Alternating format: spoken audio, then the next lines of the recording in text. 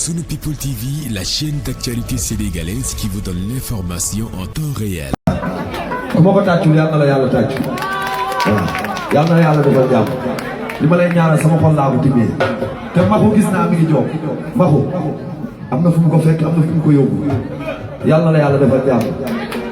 waykat baa ngi nii loolu man maa ko wax waykat baa ngi nii léegi nag wayalal gaay kontaan na Saliou Padros yéen suma ay petit frère ngeen loxo yi set ngeen di liggéey bu rafet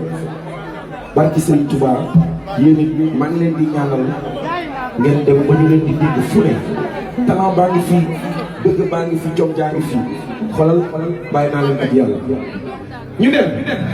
Sunu People TV, l'actualité en temps réel. L'actualité en temps réel.